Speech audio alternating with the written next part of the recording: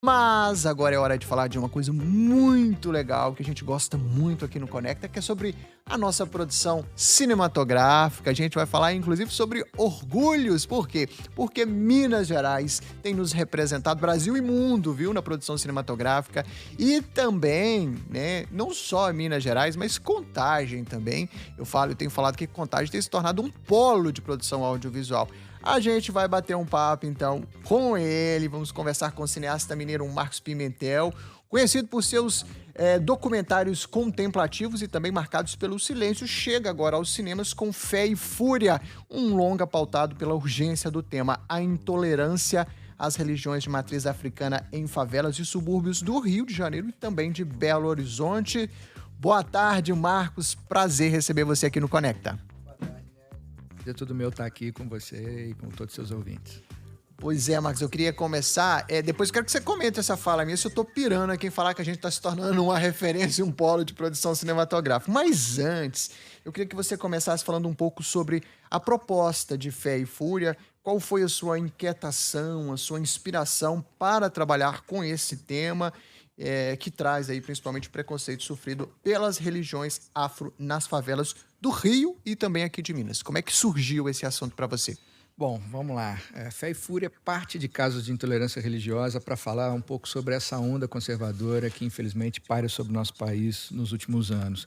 E toda essa história surgiu quando eu comecei a ler na imprensa. Eu consumo muito matéria de todos os veículos possíveis, e eu comecei a ver a imprensa de todas as partes do país noticiando casos onde em favelas, em subúrbios, em periferias de grandes cidades brasileiras, as religiões de matriz africana, Umbanda e Candomblé, vinham sofrendo cerceamento, com muitos casos de intolerância e de racismo religioso acontecendo ali. E isso me chamava muita atenção, porque sempre o recorte era em áreas periféricas, que se a gente estiver pensando em favela, a gente está falando de locais com grande concentração de população negra, e esses casos sempre eram de preconceito e cerceamento contra as religiões de matriz africana. Sabe? Então, eu falei assim, o que está acontecendo nesses lugares onde essas religiões sempre tiveram um lugar, um respaldo político, simbólico, dos donos daquele território ali, né, de todos os moradores e de quem manda nessas comunidades também, né? O que está acontecendo, o que vinha passando por isso? Aí eu comecei a acionar minha rede de contatos, a frequentar, né? Eu não nasci em comunidade, mas eu sempre morei, desde que eu saí da casa dos meus pais, eu sempre moro na boca da comunidade, que são os locais onde o custo de vida é mais barato, é mais fácil pagar o aluguel, né? Então eu venho de muitos e muitos anos frequentando comunidades, tenho grandes amigos, e comecei a escutar um monte de histórias aí e quando eu me aproximei, deu para ver que a coisa era extremamente complexa e que era possível fazer um filme que falasse não somente de intolerância religiosa, mas de várias outras coisas que impactam completamente a sociedade brasileira, como massacre de minorias, racismo, relações obscuras entre religião e poder, política, poder armado, né, a intimidação que isso vem, que é do tráfico, é da milícia, é da polícia, né, como que isso impacta o morador de periferia aí, né, e apontando muito para esse cenário que a gente encontra num caldo extremamente perigoso, onde a religião é utilizada para justificar coisas injustificáveis, colocando sempre o nome de Deus e a Bíblia à frente de qualquer coisa. Engraçado que me parece que você começou a produção ou a pesquisa desse filme em 2017, 16, já tem um tempo, né? E parece que ele é muito, enfim, ele faz muito sentido hoje, como fazia ontem, eu imagino, mas ele faz muito sentido hoje, exatamente hoje, 17 de outubro, ele tem um peso, um sentido muito forte. Para quem está acompanhando a gente pelo nosso portal, otempo.com.br, no canal Tempo a gente tem imagens aí, tá? Imagens belíssimas, inclusive, do trailer do filme. Eu queria, só pra gente, antes de falar um pouquinho sobre esse universo que você acabou descobrindo na sua pesquisa, uma curiosidade que me ocorre. Você fez um recorte em duas áreas ou regiões ali, que acaba que tem realidades diferentes. Eu morei muitos anos no Rio, mas sou mineiro, então conheço um pouquinho das duas realidades e arrisco dizer que são diferentes. Você notou semelhanças com outras regiões, além dessas especificamente que você pesquisou, por exemplo? Ou seja, eu posso estender algumas observações que você traz nesse filme a outras realidades de outros lugares? Sim, com certeza. Eu acho que é um recorte extremamente representativo do que a gente encontra em todas as grandes cidades brasileiras. A gente precisava ir ao Rio de Janeiro porque uma das vertentes do filme é mostrar a posição dos donos do morro, a postura dos traficantes evangélicos, ou pessoas que estão no tráfico e se converteram. Isso influenciou um pouco na sua conduta, e como o tráfico é uma questão muito forte no Rio de Janeiro, e que estrutura muito, interfere inclusive na geografia da cidade, por estar pautada entre morro e asfalto ali, era uma coisa crucial, e principalmente pela forte presença das facções, né? Comando Vermelho, Terceiro Comando Puro. Ou a milícia, por outro lado, ou a milícia também, Sim, né? com certeza. A gente pode falar que é uma caça às bruxas, praticamente, contra a religião em situações como você falou. Às vezes você tem ali o dono do morro que se converte, e aí a gente consegue ver isso no filme, esse poder sendo exercido sobre minoria ali? Sim, com certeza. A gente mostra no filme traficantes, ex-traficantes, traficantes nativa, né? Eles dão depoimento pra gente, eles falam como funciona na comunidade. E o foco está o tempo todo no morador comum que está sob o fogo cruzado ali. E essas pessoas vão relatando essas milhões de violências e opressões que vêm sofrendo há muitos anos.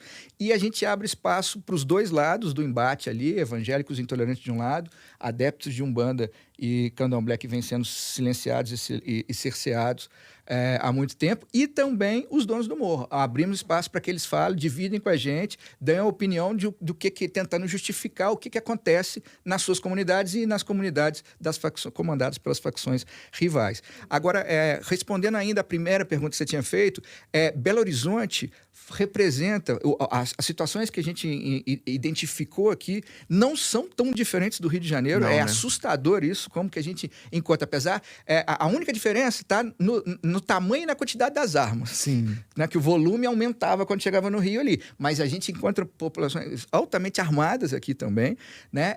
E morros proibidos, onde as pessoas não podem usar contas, usar turbante, usar vestimenta branca. Você mora ali, mas tem que ir para outro lugar para exercer a sua crença religiosa, né? E isso é a mesma situação que acontece em Salvador, em Brasília, em Recife, em Fortaleza, né? Então, por isso, parecia um recorte muito significativo do que acontece em todas as grandes cidades brasileiras. Entendido. Eu queria que você contasse um pouquinho sobre como foi essa produção, se começou com uma pesquisa, você visitou esses lugares, você ouviu essas pessoas, como é que se deu esse processo, essa coleta de informação? Eu vi que tem imagens riquíssimas, então como foi ir, né? Você precisou, ou se não, o diretor de fotografia, alguém teve que ir lá produzir essas imagens. Como é que foi essa experiência do acesso a esses locais? Como é que foi isso? Olha, a gente teve uma equipe de pesquisa, né, tanto em Belo Horizonte quanto no Rio de Janeiro, né, pessoas que trabalham comigo em outros documentários já, que tem um histórico da gente estar junto há muito tempo, né, eu também sempre faço parte dessas equipes, também preciso estar ali na pesquisa no campo o tempo todo. A gente se dividiu, mapeou a cidade, conseguiu, a partir do momento que a gente ia encontrando os casos, conquistando a confiança dos moradores para que se abrissem para a gente, para que nos permitissem falar sobre a sua fé e também sobre o cerceamento que essa fé vem encontrando nessas comunidades. Eles começavam a nos apontar outras pessoas que estivessem passando por situações parecidas ou que dialogassem com o que eles estavam vivendo, e eles também faziam pontes para que a gente chegasse até os donos do morro. Já que eles moram nessas comunidades, né? Eles, mesmo estando cerceados, conhecem, tem toda uma rede de moradores e de pessoas ali, porque estão ali há muito tempo, que nos apontava os caminhos para que a gente chegasse até eles. Depois a gente volta, depois que tem essa pesquisa pronta, a gente volta com uma equipe mínima, como eu sempre trabalho ali, né? É um filme realizado... Até mesmo também porque é um ambiente hostil, né? Porque só quem já subiu um morro para algum trabalho, enfim, sabe o quanto é um ambiente hostil, né? Ainda mais com equipamento, e acaba que você tem que ter um cuidado também, né? Eu acho que, basicamente, porque nesse filme a gente estava propondo filmar esse poder armado, que é fortemente armado e a Sim. arma intimida a qualquer um, né? Mas também foi necessário todo um processo de confiança para que a gente explicasse para eles, mesmo quando eles não eram grupos que a gente não compartilhava com a atitude e a postura que eles adotavam ali, a gente deixava muito claro o que a gente estava querendo para se aproximar e tem que respeitar completamente esse pacto que é feito para você conseguir gravar essas situações, né? Sempre de tensão, sempre de adrenalina, mas com uma equipe ali que sabe muito bem lidar e que está acostumada a entrar em situações assim. Marcos, quem conhece o seu trabalho ousa dizer que esse filme ele é um pouco diferente dos teus dois outros trabalhos, que é A Parte do Mundo que Me Pertence e Sanam. Em que exatamente eles se diferem? Bom, eu venho de 20 anos fazendo muitos filmes que são extremamente silenciosos. Sopro, Sanam, A Parte do Mundo que Me Pertence, Arquitetura do Corpo, Biografia do Tempo. São filmes extremamente silenciosos, o maior espetáculo da Terra, e muitos deles não têm palavra nenhuma.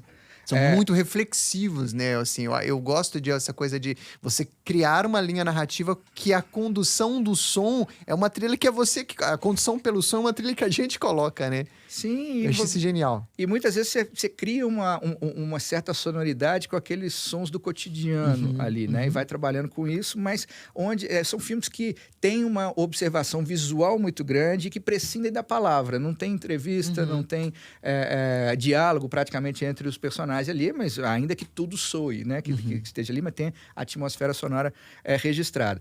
Agora, nesse filme, é radicalmente diferente, porque quando eu cheguei ali, quando eu comecei a ter contato com essas histórias, para mim era muito claro que essas pessoas precisavam gritar para o mundo todas as violências e opressões que vinham sentindo há muitos anos.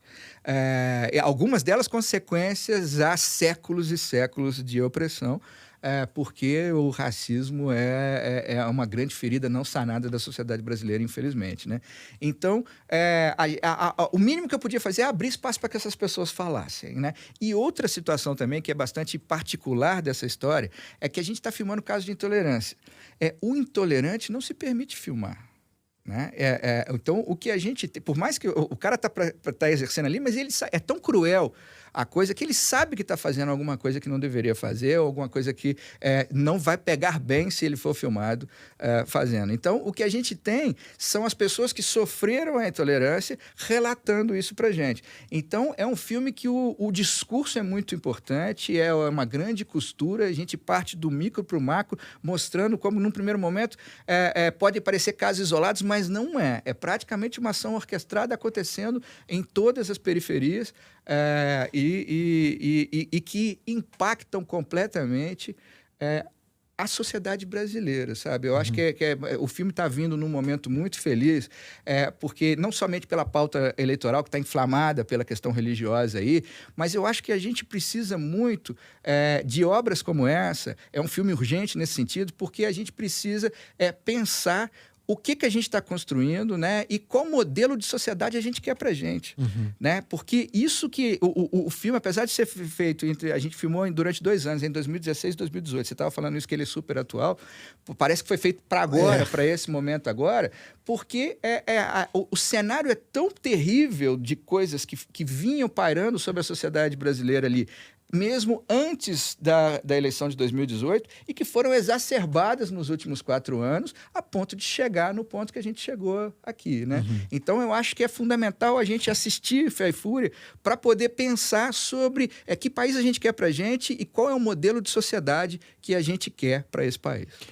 Marcos, para além do cineasta, de tudo que você viu e de tudo que você ouviu durante a produção desse filme, o que você elegeria como a representação da fé e a representação da fúria durante esse processo? Assim, eu falo para além do cineasta porque tem um ser humano ali que está envolvido com a causa, com o assunto, e claro, a gente também se emociona, também dói, às vezes alguma coisa que você viu. O que você diria? Né? Isso para mim foi a representação da fé. Não, isso para mim foi o símbolo da fúria dentro do meu processo, de tudo que eu vi e ouvi nesse tempo. Olha, eu acho que assim, para mim é sempre instigante filmar, me questionar sobre como filmar o interior das pessoas, né?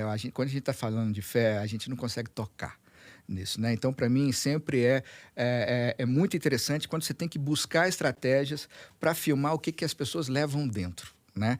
E nesse filme especificamente, eu acho que a gente tinha isso no discurso de uma forma completamente evidente, mas a gente tinha isso muito no rosto das pessoas que estavam sendo filmadas, mesmo quando não estavam em situações de culto.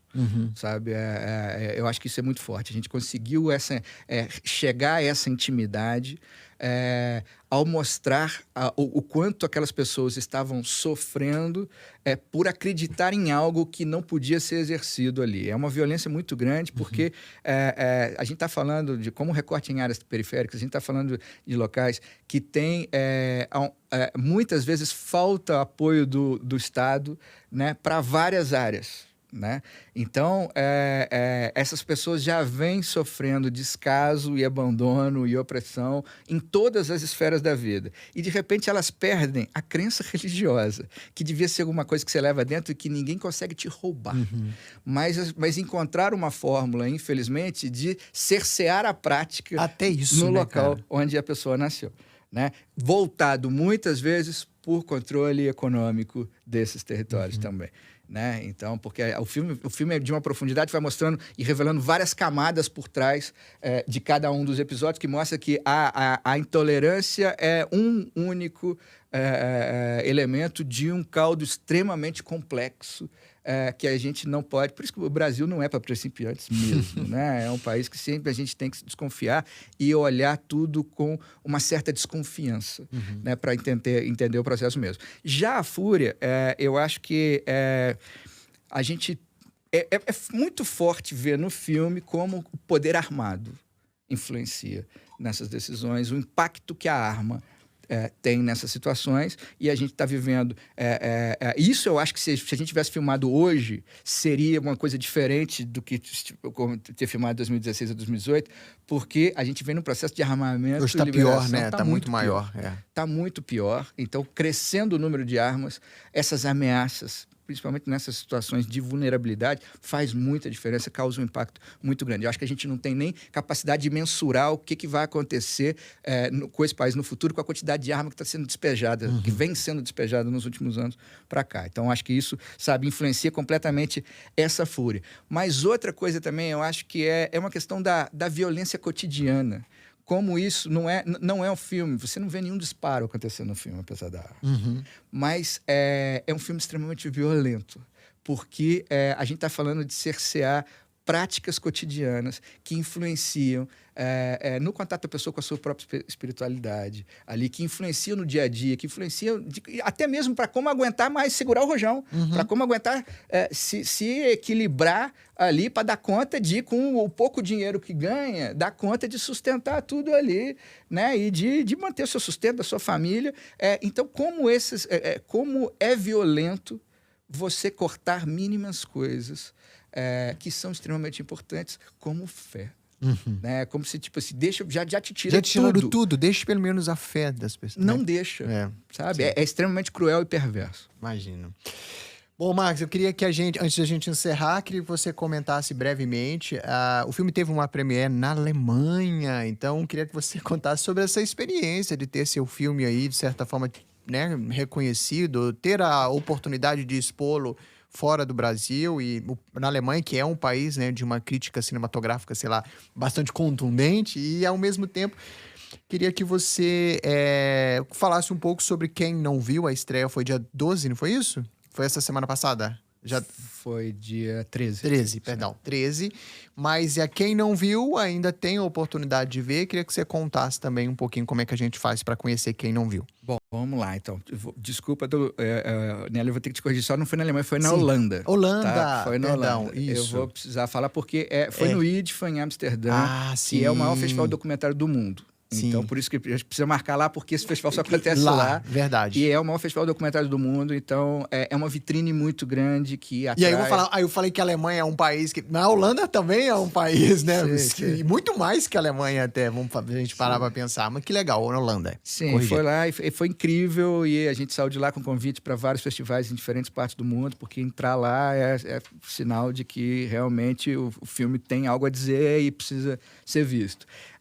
E foi muito incrível, porque na primeira exibição desse filme, que é extremamente brasileiro, é uma temática que está completamente ligada à nossa sociedade, e mostrar para aquele público, naquele momento majoritariamente europeu, no final de 2019, quando esse filme nasce para o mundo, né, nessa estreia mundial lá, e nos debates, nas rodas de imprensa, nas conferências de imprensa, nas rodas de conversa depois, era muito louco como que as pessoas saíam muito assustadas de ver como que tudo aquilo que a gente mostrava ali acontecia com um único país. Uhum. Para eles parecia demais, sabe? Falei assim, cara, porque a gente está ali e está mostrando, é a intolerância, é a política, é a arma, mas não é a arma que é do tráfico, que é da polícia, que é da milícia, é a política brasileira, como é que está, é a bancada da bala, a bancada evangélica, como é que está tudo isso acontecendo, é o racismo religioso, como que isso tudo está acontecendo num curto espaço de tempo, somente num país. Então, para eles, causava espanto, né, de ver. Depois a gente, ao longo dos outros festivais, era muito louco como tinha muita gente que chegava a ver, principalmente os países da América Latina, como é que ali eles começavam a falar que esse filme anunciava o que aconteceria nos países deles depois. Uhum. Sabe? Tinha gente no Equador falou assim, isso daqui eu tenho certeza que daqui a 2 anos o que vai estar acontecendo é o que vocês estão mostrando aqui.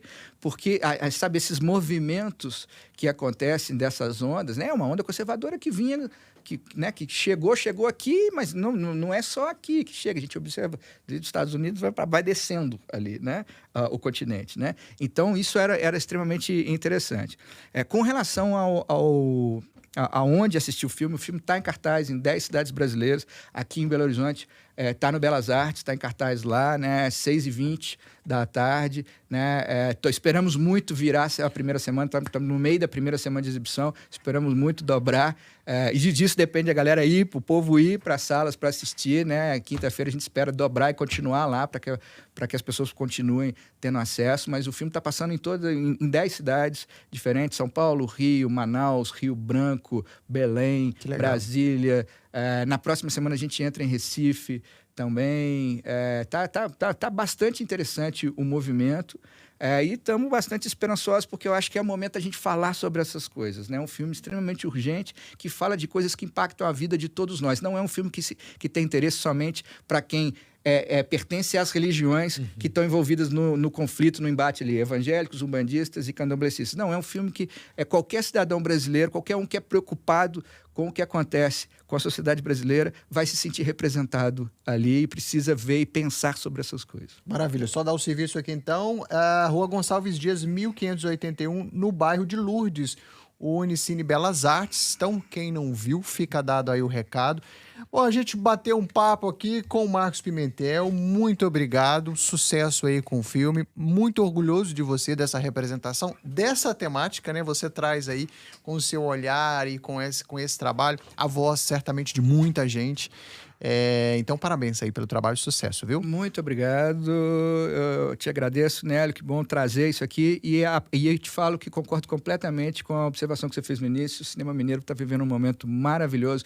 Eu vinha conversando com o Gabito, que esteve com você aqui, o Gabriel Martins, há algum tempo, por conta desse filme delicioso, que é Marte 1, e que está fazendo esse merecido sucesso. A gente trocou uma série de mensagens carinhosas nos últimos tempos.